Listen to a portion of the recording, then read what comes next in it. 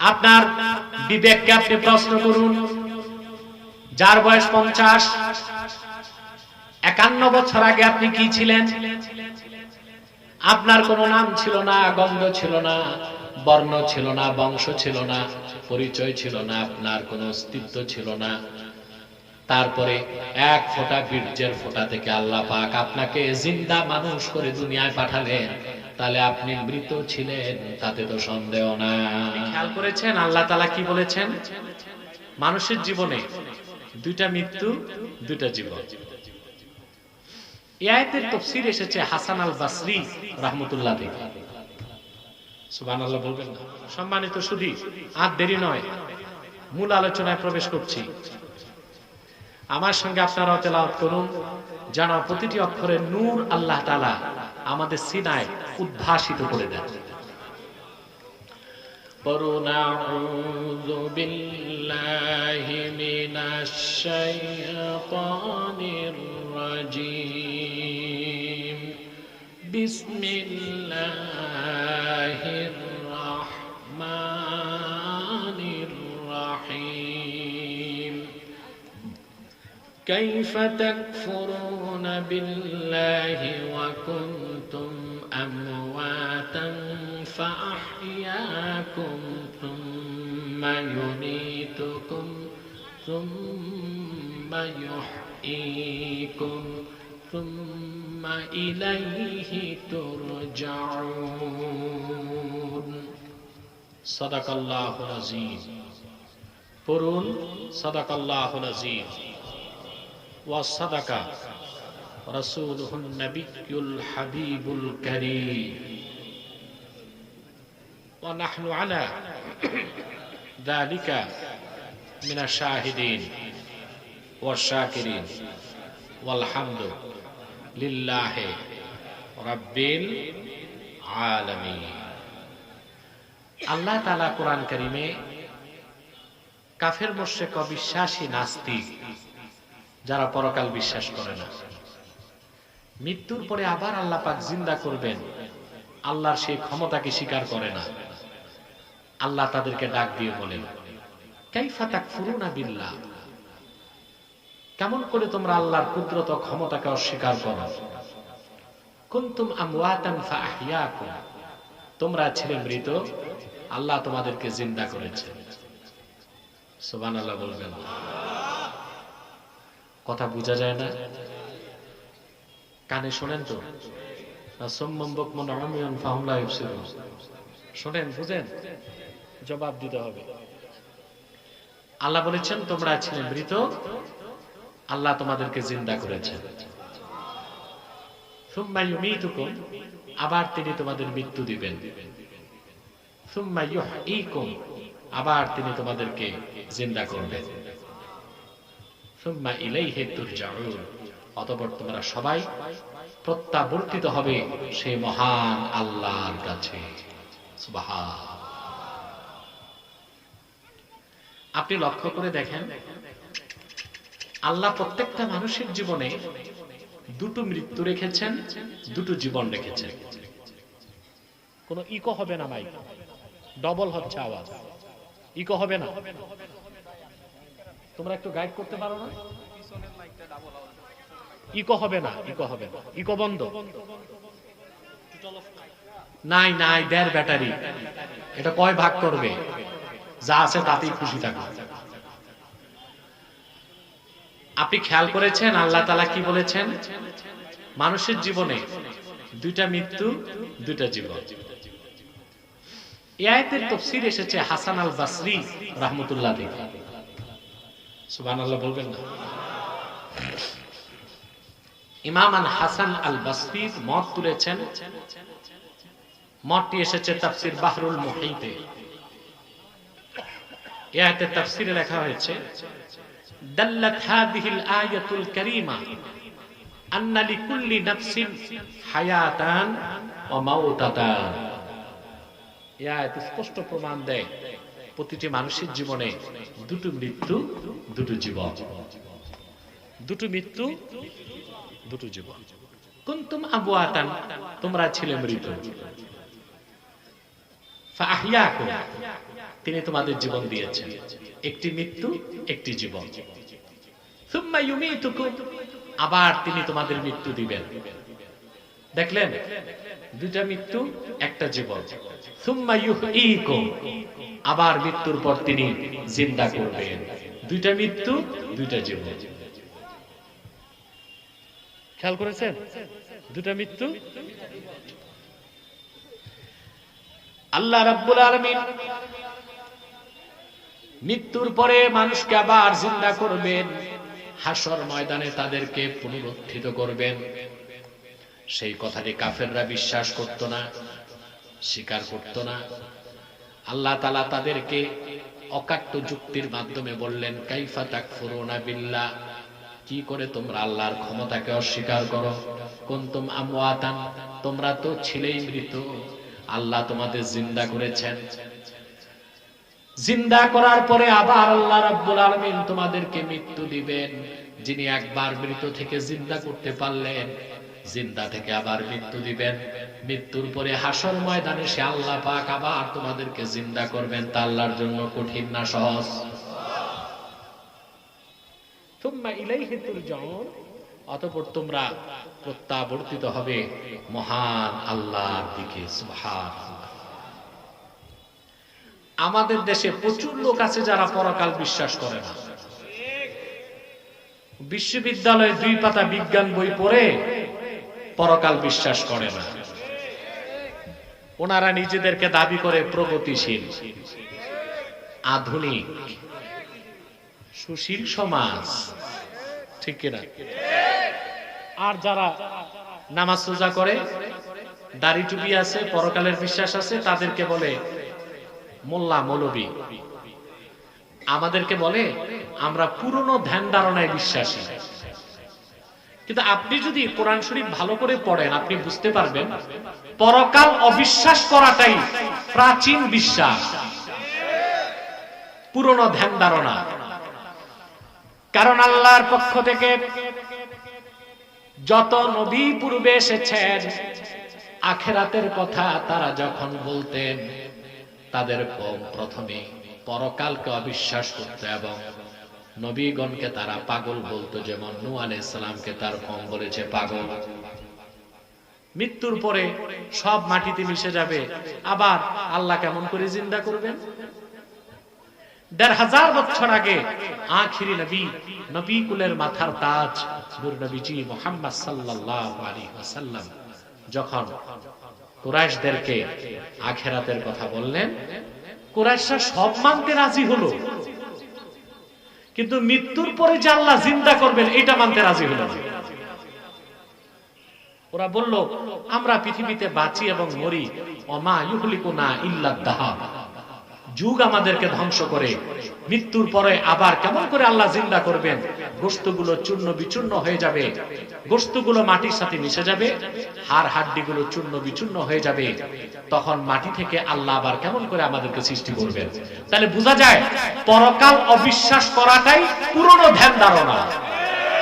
আর ১৫০০ বছর আগে আল্লাহ তার হাবিব মুহাম্মদ সাল্লাল্লাহু আলাইহি ওয়াসাল্লামের উপর অবতীর্ণ কোরআনের মাধ্যমে বিশ্ববাসীকে অকাট্যভাবে প্রমাণ দিলেন পরকাল আছে, মৃত্যুর পরে আল্লাহ আবার জিন্দা করবেন।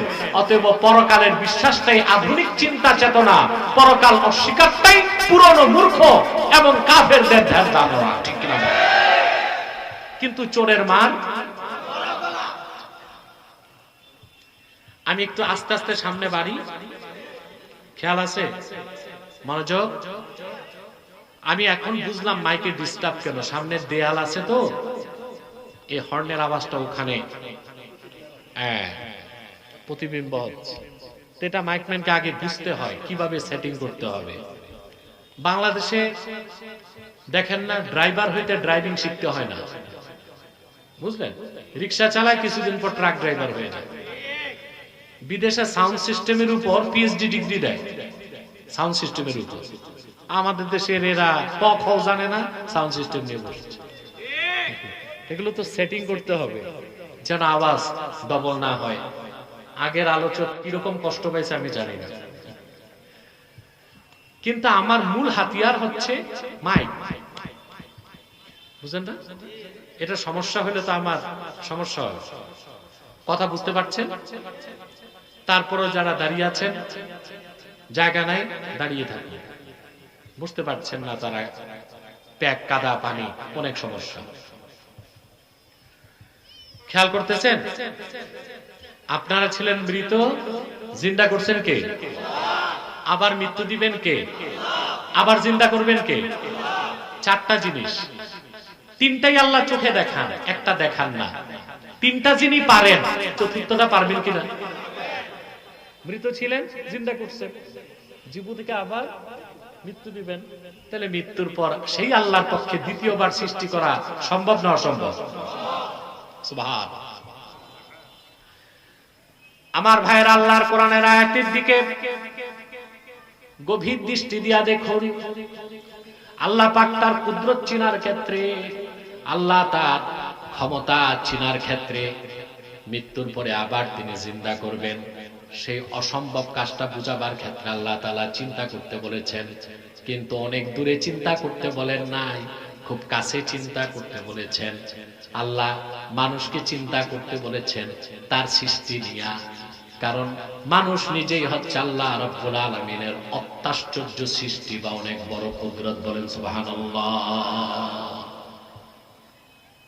আল্লাহ তার কুদরত বুঝাতে চেয়ে, আল্লাহ তার কুদরত শিখাতে চেয়ে, আল্লাহ তার যে কি ক্ষমতা যা বুঝানোর জন্য মানুষকে দূরে তাকাতে বলেন নাই। আল্লাহর সবচেয়ে বড় কুদরত মানুষ নিজে। সুবহানাল্লাহ বলবেন না? আল্লাহর বড় কুদরত কে? এজন্য আল্লাহ বলছেন কাছে তাকাও, দূরের দরকার নাই, তুমি নিজেকে দেখো। মানুষ, সুবহানাল্লাহ, মানুষ আল্লাহর কত বড় কুদরত। সেজন্য আল্লাহ মানুষকে, আল্লাহর কুদরত হচ্ছে মানুষ, আল্লাহ মানুষকে দেখতে বলেছেন তাকে, যে তার মতো একটা সৃষ্টি যিনি তৈরি করতে পারেন সে আল্লাহ কত ক্ষমতাবান, এবং মৃত্যুর পর তিনি আবার জিন্দা করার ক্ষমতাও রাখেন। সুবহানাল্লাহ বলেন, রাখেন কিনা? বিজ্ঞানীরা, মেডিকেল সায়েন্স মানুষের গবেষণা করে অবাক হয়ে গেছে। তারা বলতে বাধ্য, মানুষ হচ্ছে স্ট্রেঞ্জ ক্রিয়েশন অফ অলমাইটি আল্লাহ। সুবহানাল্লাহ, আল্লাহর অত্যাশ্চর্য সৃষ্টি মানুষ। মানুষ একবারও কি চিন্তা করছে তাকে নিয়ে, যে আল্লাহর কত বড় কুদরত তার মধ্যে অ্যাক্টিভ? সুবহানাল্লাহ। এই কথা নাই, বাপরা নাই, বসেন না, বসেন।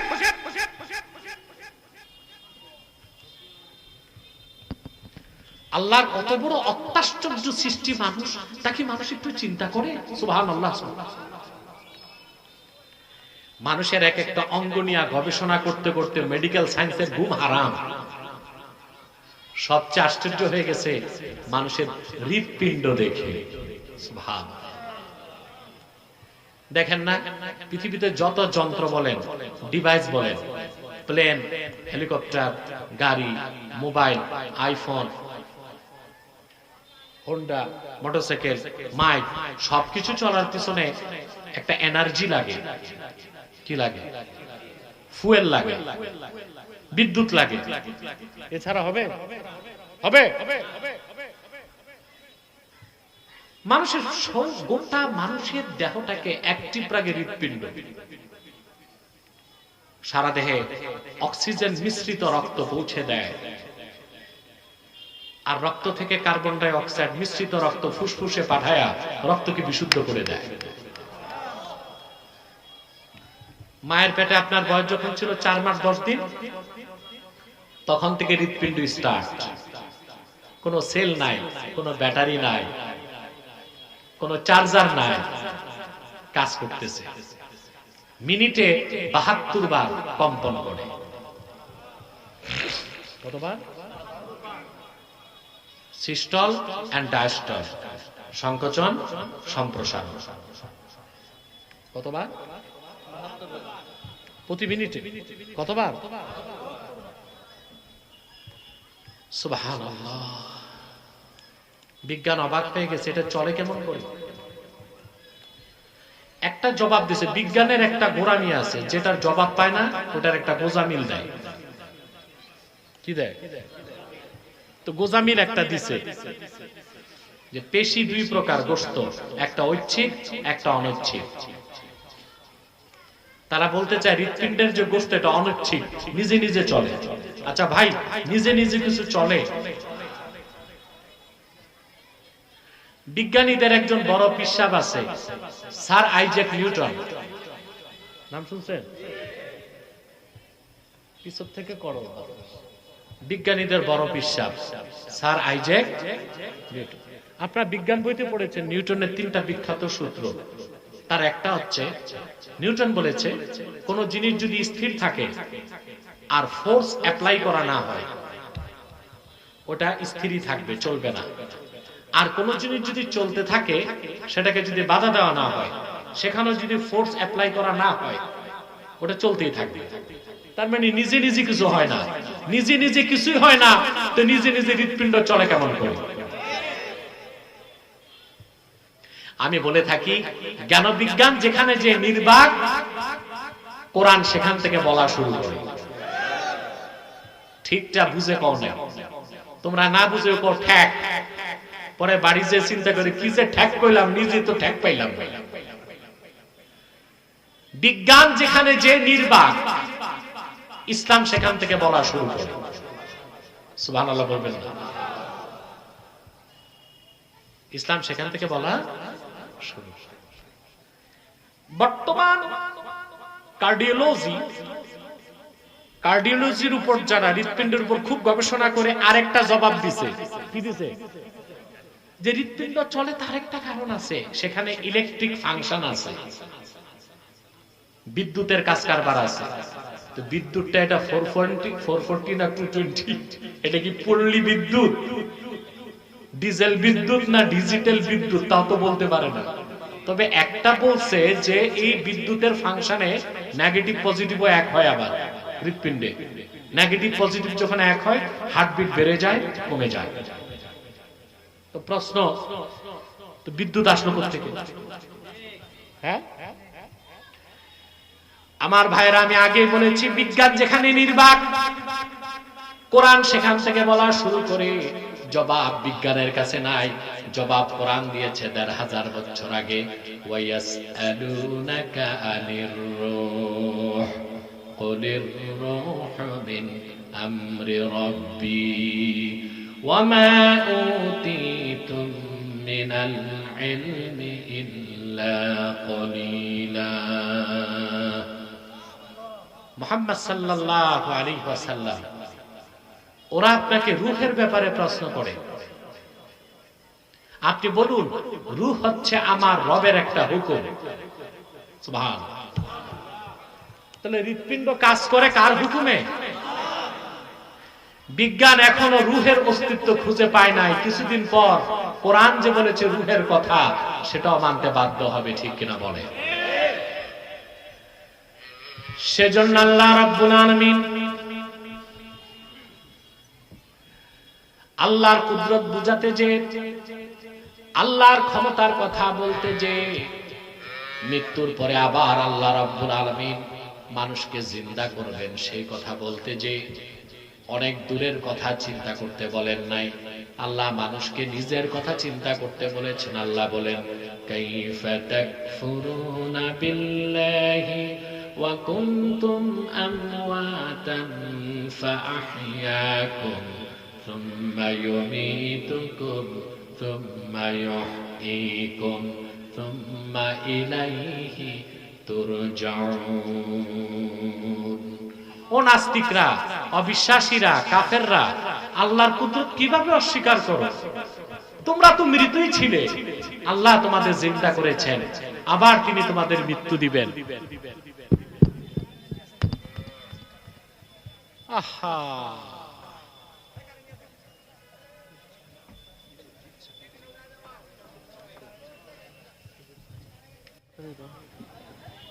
বসেন সবাই বসেন।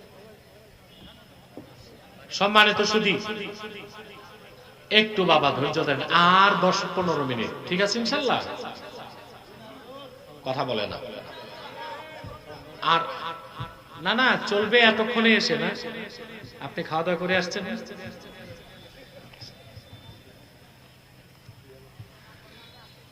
আলহামদুলিল্লাহ। তবে মাগরিবের আগে আমাকে যেতে হবে, আমি দেখি কতক্ষণ করা যায়। যারা দাঁড়িয়ে আছেন চেষ্টা করুন বসা। আমি দেখতেছি যে মাঠের পরিবেশটা খুব একটা সুন্দর করতে পারেননি আপনারা, মনে বৃষ্টি হয়েছে সকালে, না? হ্যাঁ, আচ্ছা। তো কথা শুনতেছেন? আমার তো কিছুই লাগে না, আপনাদের মনোযোগটা ঠিক থাকলে আমি খুশি। মনোযোগ আছে? আল্লাহ কিন্তু চিন্তা করতে অনেক দূরে বলেন নাই। আল্লাহ বলছেন চিন্তা করো, ট্রাভেল টু নলেজ ওয়ার্ল্ড, জ্ঞানের জগতে চিন্তা করো। সুবহানাল্লাহ। চিন্তার জগতে ভ্রমণ করো। চিন্তার জগতে আল্লাহ বলেন, বান্দা আমার বড় বড় কুদরত গুলো দেখার দরকার নাই, তুই নিজেরে দেখ। তোর মধ্যে আমার যে কুদরত আছে তা বুঝলেই তো আমার সামনে তোর মস্তক নত হয়ে যাবে। সুবহানাল্লাহ। এবার আসেন ফাঁকি দিয়ে একটা তথ্য দিব, তবে বিষয়টা অপ্রাসঙ্গিক নয়, আমার বক্তব্যের সাথে মোস্টলি রিলেটেড। অপ্রাসঙ্গিক না, খুব রিলেটেড। আপনারা দর্শনের কথা শুনছেন না? বিজ্ঞান আর দর্শন, ফিলোসফি বিশ্ববিদ্যালয়ে পড়ানো হয়, বাংলাদেশের কলেজ বিশ্ববিদ্যালয়গুলোতে দর্শন পড়ানো হয়, ফিলোসফি। তবে দুঃখজনক, বাংলাদেশে যারা বাংলা সাহিত্য পড়ে আর দর্শন পড়ে এরা নাস্তিক হয় বেশি। কি হয়? তার কারণ আছে। 2 পাতা বিজ্ঞান আর 2 পাতা দর্শন পড়লে নাস্তিক না হইতে উপায় নাই। পুরা বিজ্ঞান পড়লে আর পুরা দর্শন পড়লে আল্লাহর সামনে মাথা নত হয়। সুবহানাল্লাহ। এখন আসেন, দর্শন যেটা মাস্টার্সে পড়ানো হয়, পড়ে মাস্টার্সে ছাত্ররা পড়ে, দ্য প্রবলেমস অফ ফিলোসফি, দর্শনের সমস্যাগুলি। দর্শনের এই বইতে আপনারা পাবেন। এখানে দর্শনের ছাত্র থাকতে পারেন, আমার মনে হয় আছে। দর্শনের সমস্যাগুলি বইয়ে 3-4 পাতা খুললেই দেখবেন সেখানে একটা কথা আছে। দর্শন শাস্ত্রটা আজ থেকে না, এটা গ্রিস থেকে। কোত্থেকে? একেবারে আপনার সক্রেটিস, অ্যারিস্টটল, প্লেটো, আর্কিমিডিস, এদের যুগ থেকে দর্শন শুরু। যাদের জন্ম যিশুর জন্মেরও 300 বছর আগে, ঈসা মসিহের জন্মেরও 300 বছর আগে, প্রায় 2500 বছর আগের কথা।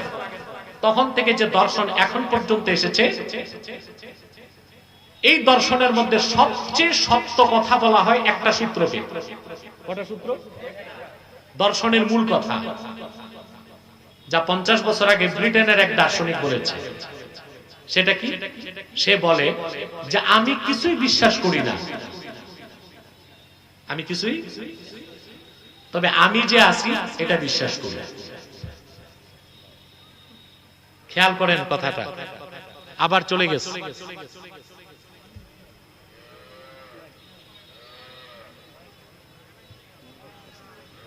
কি হয়েছে? আরে কারেন্ট যায় না, আসে, কি হয়?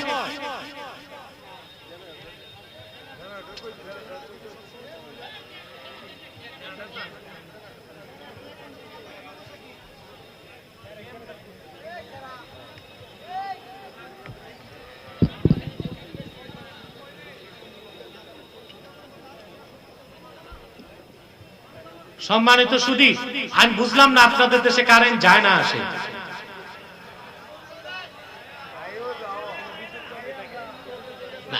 বুঝলাম না, কারেন্ট যায় না আসে, কোনটা? আসে তো বসেন না, বসেন, আমি মুনাজাত করে দেব আরেক কয়েক মিনিট পর, বসেন।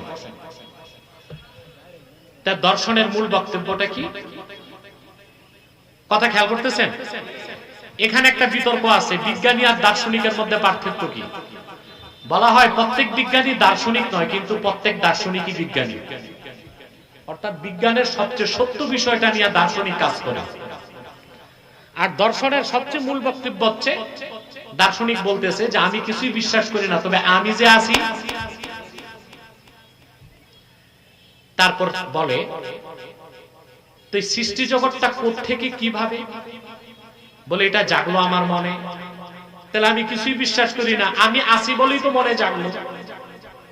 কথা খেয়াল করেন, তা আমি আছি, আমার মনে জাগলো সৃষ্টি জগৎ, তাহলে আমি সৃষ্টি জগতের মধ্যে আছি। যেহেতু আমি আছি, সৃষ্টি জগৎ আছে, সৃষ্টি জগতের জন্য অবশ্যই একজন স্রষ্টা আছে। দর্শনের এই বই আর সূত্র যখন আমি পড়লাম, মনে মনে হাসি। দর্শনের মূল বক্তব্যটাই তো ইসলাম থেকে ধার করছে।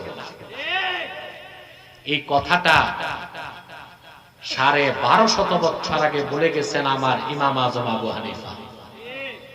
তিনি বলেছেন, মান আরাফা নাফসাহু ফাকাদ আরাফা রাব্বাহু, যে নিজকে চিনলো সে তার রবকে চিনল। তো কথাটা বিজ্ঞান দর্শনের না আবু হানিফার? সেই জন্য বলেছি, বিজ্ঞান ও দর্শনের যতটুক সত্য তা ইসলাম থেকে ধার করা, আর যতটুক মিথ্যা তা মন গড়া। বুঝে কও নাই ঠিক, আবার বুঝাই, তারপরে এটা আমার বাণী হিসেবে লিখে রেখো। বিজ্ঞান ও দর্শনের যতটুক সত্য তা ইসলাম থেকে ধার করা, আর যতটুক মিথ্যা তা মন গড়া। কিন্তু আমার দেশে যারা বিজ্ঞান ও দর্শন পড়ে, তারা কোরআন হাদিস পড়তে চায় না। কোরআন হাদিস পড়ে না বলেই বিজ্ঞান ও দর্শনের মূল শিক্ষাটাও পায় না। তখন নাস্তিক হয়, ডারউইনবাদী হয়, বিবর্তনবাদী হয়, পরকালে অবিশ্বাসী হয়, নাস্তিক হয়। নাউযুবিল্লাহ মিন যালিক। প্রশ্ন হলো, ইমাম আজম এই কথা কোথায় পেলেন? মান আরাফা নাফসাহু ফাকাদ আরাফা রাব্বাহু, যে নিজকে চিনল সে তার রবকে চিনল। এটা আবু হানিফার বানানো কথা নয়, তিনি আল্লাহর কোরআন থেকে গবেষণা করে বলেছেন। আল্লাহ বলেছেন, ওয়া ফি আনফুসিকুম আফালা তুবসিরুন। ওরে বান্দা, আমি আল্লাহর পরিচয় জানার জন্য অনেক দূরে চিন্তা করার দরকার নাই। তোমাদের মধ্যেই তো আল্লাহর অসংখ্য কুদরত বিরাজ করছে, তা দেখলেই তো মহান আল্লাহর পরিচয় পেয়ে যায়। ঠিক কিনা? ঠিক কিনা? সেজন্য আল্লাহ বলেছেন, বান্দা, আমি যে তোমাকে সৃষ্টি করতে পারবো, পরকালে আবার তোমাকে আমি সৃষ্টি করব, অস্বীকার করো কেন? দলিল খুঁজতে দূরে যাবার দরকার নাই, তুমি নিজের দিকে তাকাও।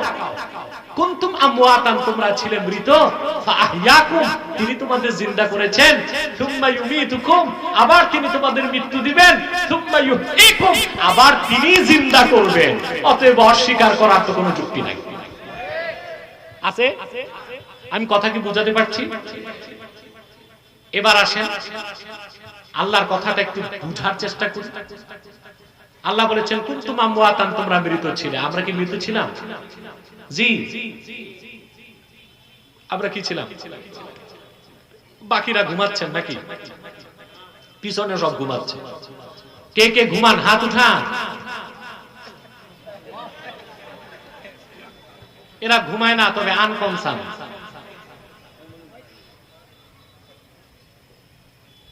আমরা মৃতই তো ছিলাম। আপনার বিবেককে আপনি প্রশ্ন করুন। যার বয়স 50, 51 বছর আগে আপনি কি ছিলেন? আপনার কোনো নাম ছিল না, গন্ধ ছিল না, বর্ণ ছিল না, বংশ ছিল না, পরিচয় ছিল না, আপনার কোনো অস্তিত্ব ছিল না। তারপরে এক ফোঁটা বীর্যের ফোঁটা থেকে আল্লাহ পাক আপনাকে জিন্দা মানুষ করে দুনিয়ায় পাঠালেন। তাহলে আপনি মৃত ছিলেন, তাতে তো সন্দেহ নাই। আছে? যার বয়স 50, 51 বছর আগে তার কোনো নাম ছিল, বংশ, পরিচয়, চৌধুরী, পাটোয়ারি, ভুইয়া, তালুকদার, কিছু ছিলেন? একটা পরিচয় ছিল, কিছুই না। কি ছিল? কোরআন কারীমে আল্লাহ তাআলা বলেন, হাল আতা আলাল ইনসানি হিনুম মিনাদ দাহরি লাম ইয়াকুন শাইআম মাযকুরা ইন্না খালাকনাল ইনসানা মিন নুতফাতিন আমশাজ نبتليه فجعلناه سميعا بصيرا هل أتى على الإنسان حين من الدهر মানুষের কি এমন একটা মুহূর্ত আসে নাই যখন মানুষটা উল্লেখযোগ্য কিছুই ছিল না? এ সময় আসে নাই আপনার আমার জীবনে? আরে মিয়া, পুরুষের কণ্ঠে জবাব দেন, আসে নাই? আল্লাহ বলেন লাম ইয়াকুন শাইআন মাযকুরা, উল্লেখযোগ্য কিছুই ছিল না মানুষ। কিছু ছিল? আল্লাহ বলেন ইন্না খালাকনাল ইনসানা মিন নুতফাতিন আমশাজ, এই মানুষকে আমি সৃষ্টি করেছি পিতামাতার বীর্যের মিশ্রণ থেকে। কিসের থেকে?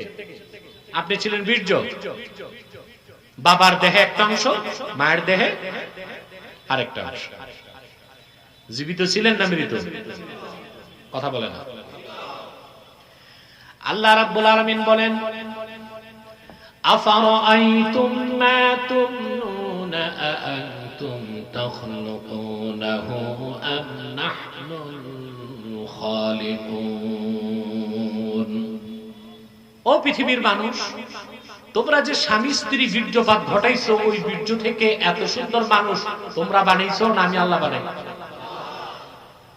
ছিলেন কি মৃত? কি ছিলেন? মৃত।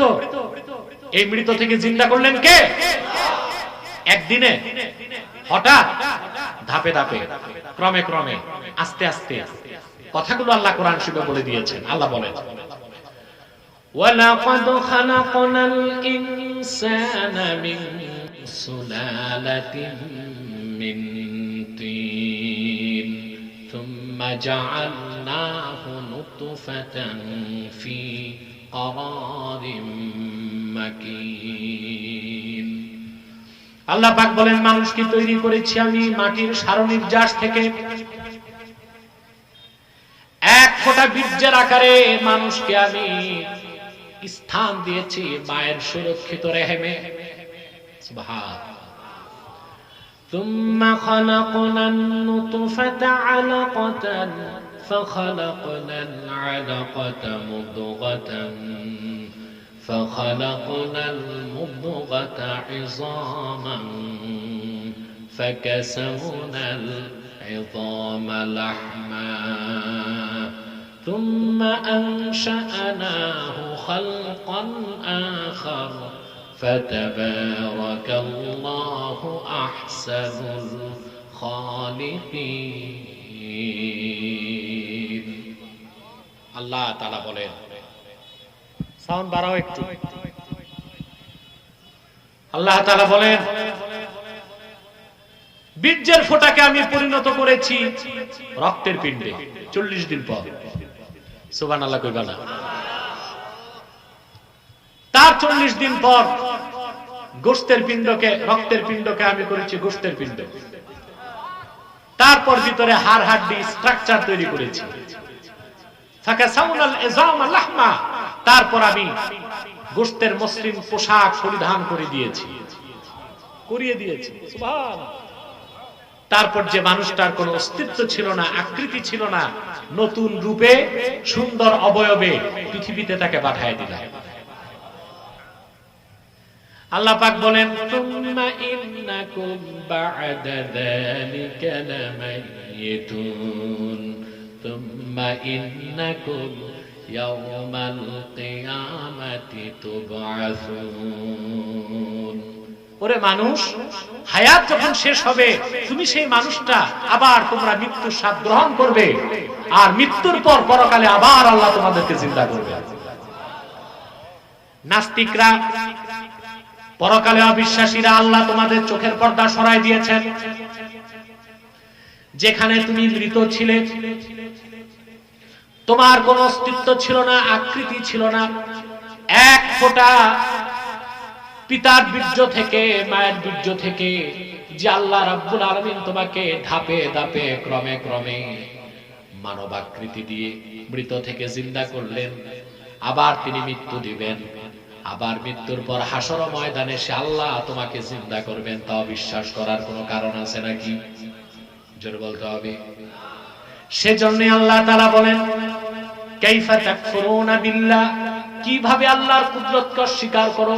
কুনতুম আমওয়াতান ফাহইয়াকুম, তোমরা ছিলে মৃত, আল্লাহ তোমাদেরকে জিন্দা করেছেন, সুম্মা ইউমীতুকুম, আবার মৃত্যু দিবেন, সুম্মা ইউহয়িকুম, আবার তিনি জিন্দা করবেন, সুম্মা ইলাইহি তুরজাউন, আবার তোমরা প্রত্যাবর্তিত হবে মহান আল্লাহর কাছে। এই বিশ্বাস আমাদের আছে না নাই? আল্লাহর এই কুদরতগুলো চিন্তা করে আল্লাহ কিন্তু জেনেটিক ইনফরমেশন দিয়েছেন। আপনি ছিলেন মৃত, এক ফোঁটা বীর্য। আমি যে আয়াত পড়লাম এটা সূরা আল মুমিনুন থেকে। সূরা আল মুমিনুনের কয়েকটা আয়াত পড়ে 1978 সালে কানাডার শ্রেষ্ঠ প্রাণী বিজ্ঞানী মিস্টার কিট মুর ইসলাম গ্রহণ করে মুসলমান হয়ে গেছে। সে অবাক হয়ে গেছে যে কোরআন এসেছে 1500 বছর আগে, আমরা জেনেটিক ইনফরমেশন গুলো পেয়েছি মাত্র 30 বছর আগে, 20 বছর আগে। 1500 বছর আগে এই কথাগুলো কোরআন শরীফে যেহেতু এসেছে, নিশ্চয়ই কোরআন আল্লাহর পক্ষ থেকে মুহাম্মদ সাল্লাল্লাহু আলাইহি ওয়াসাল্লামের কাছে এসেছে, তাতে কোনো সন্দেহ থাকতে পারে না।